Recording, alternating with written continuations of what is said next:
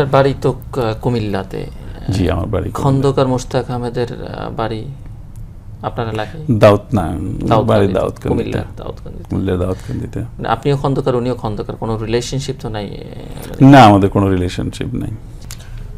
৭১-এ দেশ স্বাধীন হবার পর থেকে ৭৫-এর ১৫ই আগস্ট এই সময়কালে আপনার সঙ্গে কখনো বঙ্গবন্ধু শেখ মুজিবুর রহমানের দেখা হয়েছে কিনা? না, আমার সাথে ব্যক্তিগতভাবে বা কোনো ক্লোজ দেখা সাক্ষাৎ হয়নি। তবে দুটা ইনসিডেন্ট হতে পারে যখন, না, আমার সাথে কোনো পরিচয় ওনার সাথে কোনো সময় ছিল না। দুটা ঘটনায় ছিলাম। একবার যুগোস্লাভিয়া থেকে স্টেট গেস্ট এসেছিলেন, সেইখানে আমি, না সেটা বোধহয় ছিল টিটুর পরে মার্শাল বিয়েদিচ ওর সাম প্রাইম মিনিস্টার যখন ছিল, তখন ও এসেছিল, তখন আমি ওনাকে গার্ড অফ অনার দিই। তখন এটা একটা অফিসিয়াল কাউন্টার। আর দ্বিতীয়বার সাক্ষাৎ হয়েছে অফিসিয়ালি, সেটা হলো উনি ঢাকা ক্যান্টনমেন্টে প্রত্যেকটা ইউনিট ভিজিট করতে এসেছেন, এবং সেই সময় উনি আমার 2 ফিল্ড রেজিমেন্টও এসেছিলেন। সেই হিসাবে সেইখান হয়েছে, কিন্তু যখন আসছি তখন কথাবার্তা কিছুই হয়নি। উনি এসে 5 মিনিট দাঁড়িয়ে থেকে তারপরে আর্মি চিফ শফিউল্লাহ আর ডেপুটি চিফ জিয়াউর রহমান ওদের সাথে দাঁড়িয়ে কথাবার্তা বলে তারপরে চলে গেছেন অন্য ইউনিটে। আমাদের মুক্তিযুদ্ধের পরে, দেশ স্বাধীন হবার পরে যারা স্বাধীনতা বিরোধী ছিলেন তাদেরকে ক্ষমা করে দেয়া, বা যারা যুদ্ধাপরাধী ছিলেন তাদের বিষয়ে সরকারের যে সিদ্ধান্ত, এবং আজকেও বাংলাদেশে যুদ্ধাপরাধীদের বিচার নিয়ে কথা হচ্ছে, আপনি কিভাবে দেখেন এই ঘটনাগুলোকে?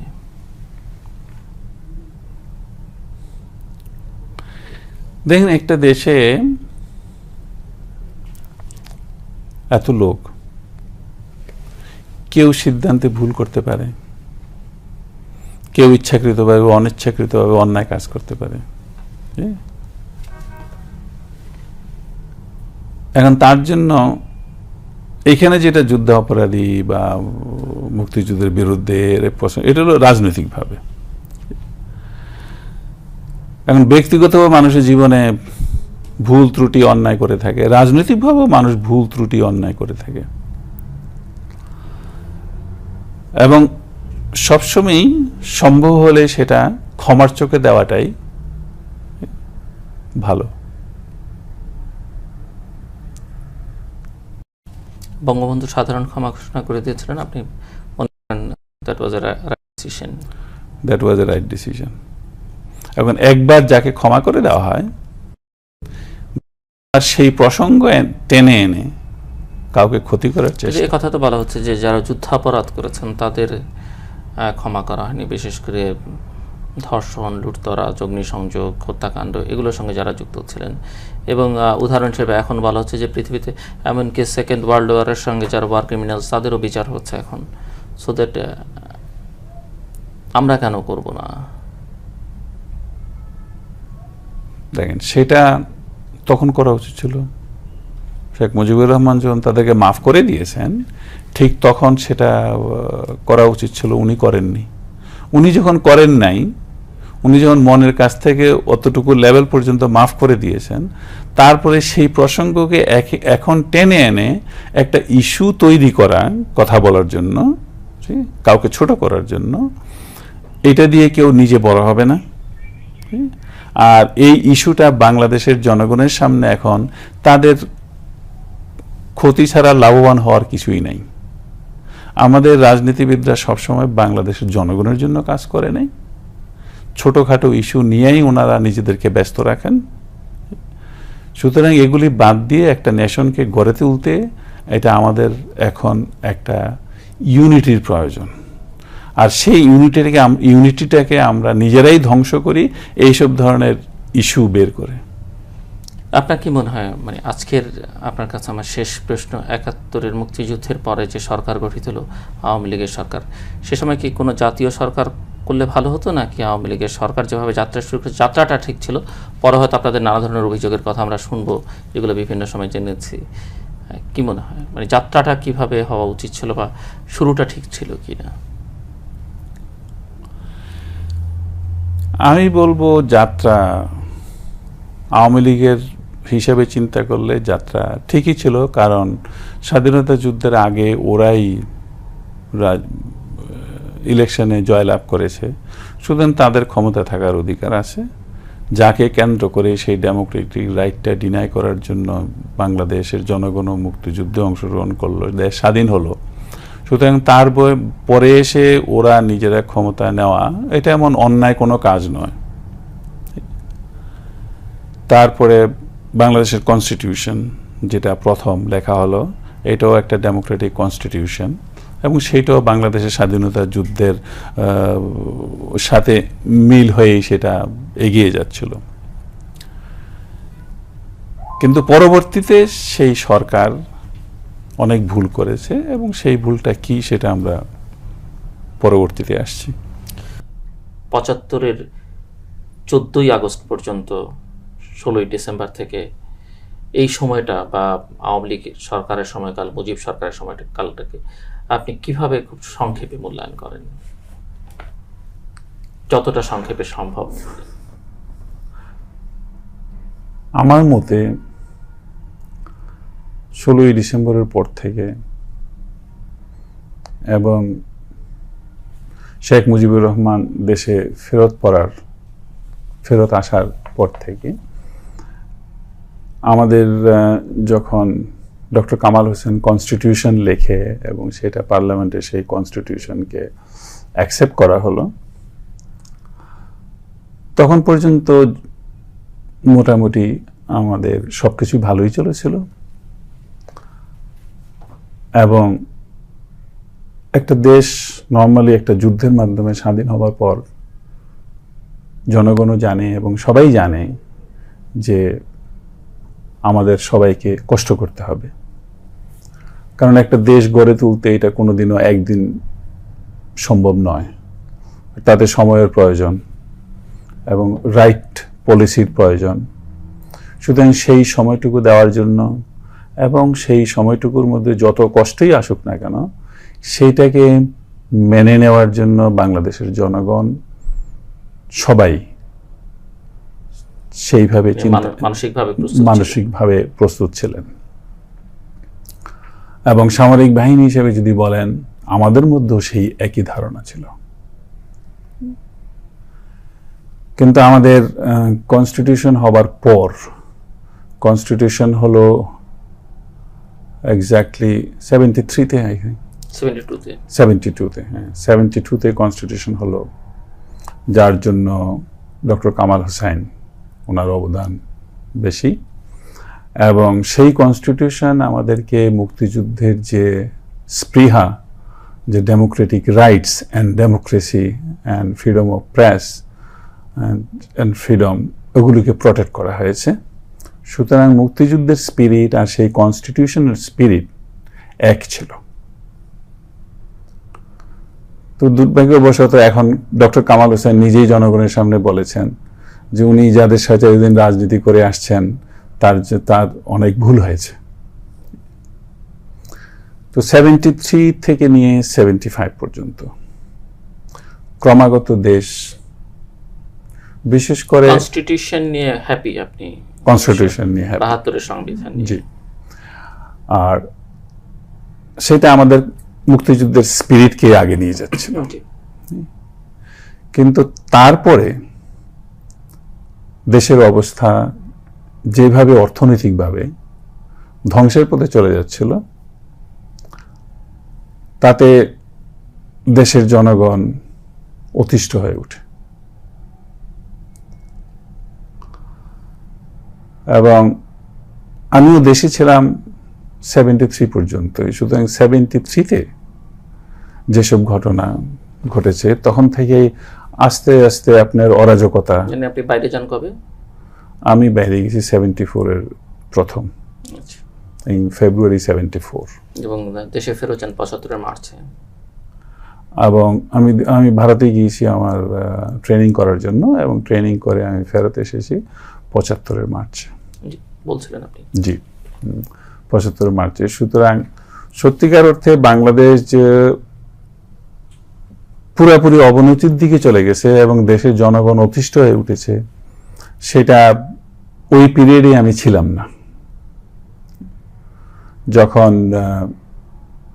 দেশে ফ্যামিন হলো, যেটাকে দুনিয়ার সবাই সেটাকে আর্টিফিশিয়াল ফ্যামিন বলে মনে করে। 74-এর দুর্ভিক্ষ।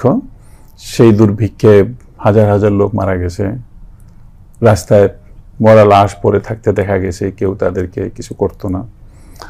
এবং সেইখানে বাধ্য হয়ে সরকারও তখন গ্রুয়েল কিচেন এস্টাবলিশ করেছিল, এবং সেই গ্রুয়েল কিচেন যেটা আওয়ামী লীগের ওয়ার্কার পরিচালিত করত, তারা সেই গ্রুয়েল কিচেন থেকেও চাউল, আটা, ডাল এগুলি চুরি করে পয়সা বানিয়েছে।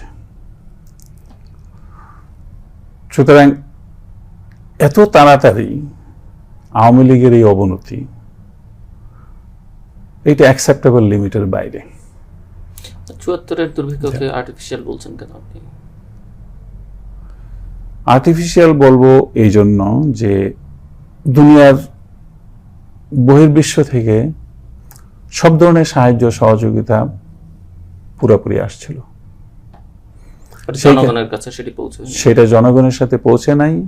সেটা আওয়ামী লীগই তখন তাদের লেভেলে প্রত্যেকেই করাপশনের মাধ্যমে সেই সম্পদগুলো বিনষ্ট করেছে, যার জন্য বহির্বিশ্বের লোকেরাও এর প্রতি অনেক নেগেটিভ পাবলিসিটি করত। সুতরাং একটা দেশকে আমি মনে করি যে স্বাধীনতা যুদ্ধ একটা দেশের জন্য একবারই হয়, এবং সেটা না হওয়া পর্যন্ত অনেকেরই স্ট্রাগল করতে হয়, এবং বাংলাদেশের জনগণও স্ট্রাগল করেছে।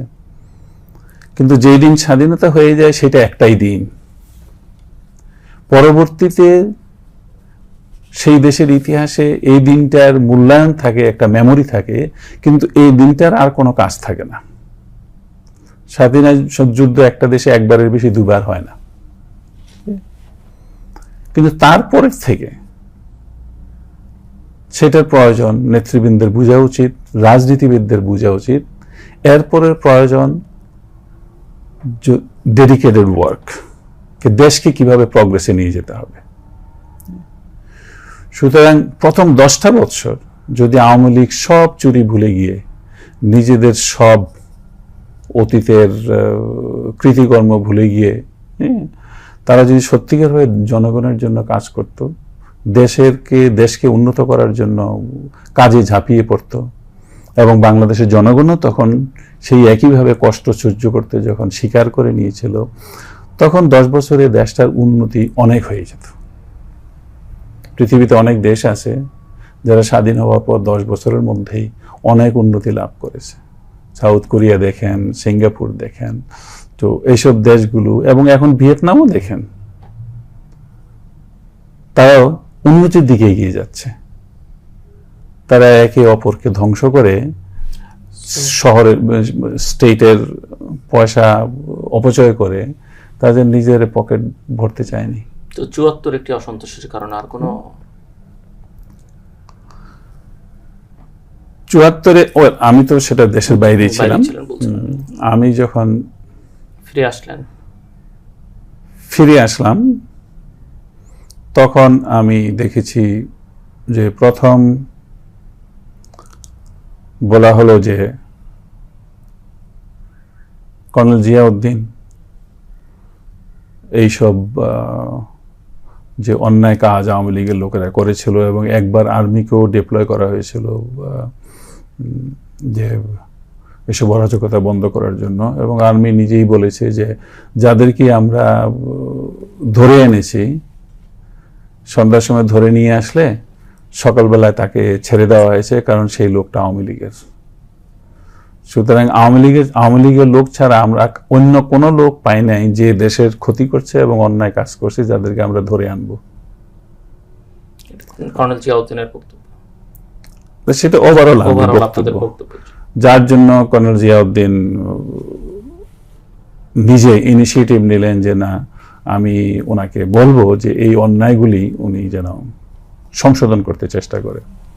সেই ব্যাপারে উনি একটা কাগজে নাকি ওনার স্টেটমেন্ট দিয়েছিলেন হলিডেতে, এবং সেই স্টেটমেন্টের পরে উনিকে মুজিব ডেকে পাঠিয়েছেন দেখা করার জন্য। তো ওনার সামনেও উনি ওই ধরনের বক্তব্যই রেখেছিলেন, যেই মিটিংয়ে নর্মাল প্র্যাকটিস অনুযায়ী জেনারেল শফিউল্লাহ এবং জেনারেল জিয়াও উপস্থিত ছিলেন, এবং উনি সরাসরিভাবে ওইখানে উনি সরাসরিভাবে সব যাই খুব ছিল ওনার, উনি সেটা বক্তব্য প্রকাশ করেছেন, এবং সেই সাহসিকতা এবং মানসিকতা ওনার ছিল। তারপরে মুহূর্তে ওনাকে বের করে দেওয়া হয় আর্মির থেকে, এবং সাথে সাথে কর্নেল তাহের এবং কর্নেল মঞ্জুরকেও বের করে দেওয়া হয়,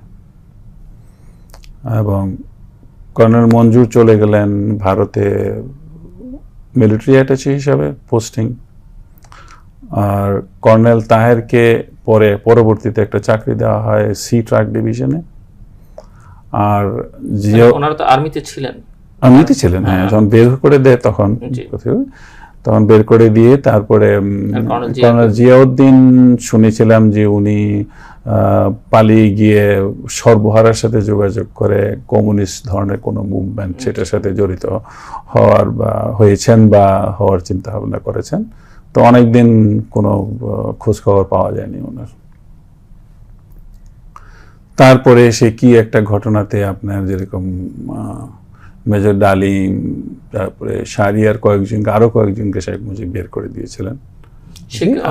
মেজর ডালিমের ঘটনাটা কি এরকম ছিল যে তার ব্যক্তিগত একটি ঘটনা, একটি বিয়ের অনুষ্ঠানে তিনি সস্ত্রীক গিয়েছিলেন, সেখানে আওয়ামী লীগের ঢাকা সিটি প্রেসিডেন্ট কাজী গোলাম মোস্তফা ছেলের সঙ্গে কোনো একটা ঝামেলা হয়েছিল এবং তাকে এবং তার ওয়াইফকে তুলে নিয়ে গেছিলেন। সেই ঘটনার অভিযোগ জানাতে বঙ্গবন্ধুর কাছে গিয়েছিলেন এবং তিনি শুনেছিলেন, বিচার করবেন বলেছিলেন, কিন্তু করেননি, এবং পরে ক্ষোভটা প্রকাশ করেছেন মেজর ডালিম। সে কারণে কি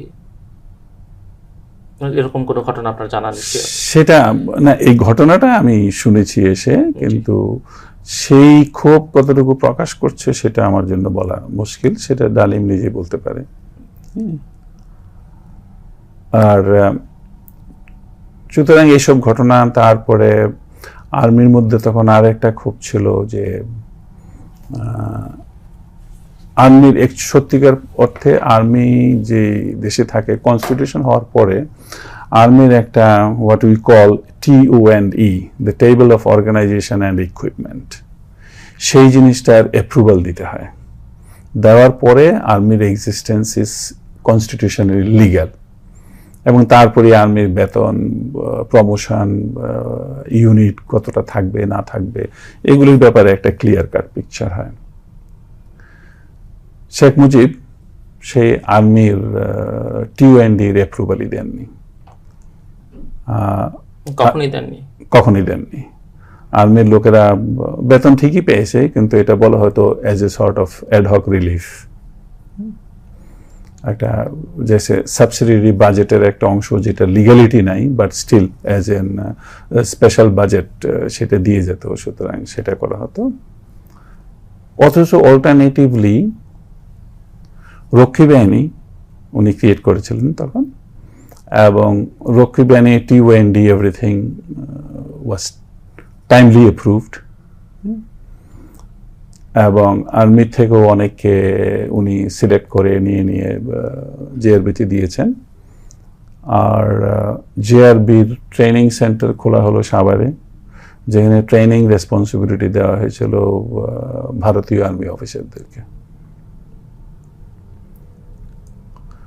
তো এগুলো এক ধরনের সেনাবাহিনীর অভ্যন্তরে অসন্তোষের কারণ আপনি মনে করেন, যে একদিকে JRB তৈরি করা, প্যারালাল একটা ফোর্স তৈরি করা, অন্যদিকে সেনাবাহিনীর ভেতরে নিয়োগ পদোন্নতি এগুলোতে কোনো নিয়ম নীতি না থাকা, পেশাগত যোগ্যতা, দক্ষতা, এগুলো বিচার বিভাগ, এটা আমি দেখেছি সবাই এই ব্যাপারে কথাবার্তা বলতো। এই বিষয়ে কি অফিসার এবং সোলজারের মধ্যে মানে একমত, একই ধারণা পোষণ করতেন কিনা, এরকম কোনো ব্যাপার ছিল কি? এটা মোটামুটি যাদের সাথে কথা হচ্ছে সবার মধ্যে আমি এসে কারণ যেটা 1 বছরের উপরে বাইরে ছিলাম, এসে সবার মধ্যে একটা বিরাট ক্ষোভ দেখতে পেয়েছি। আপনি যখন বাইরে তখন তো বাকশাল করা হলো দেশে।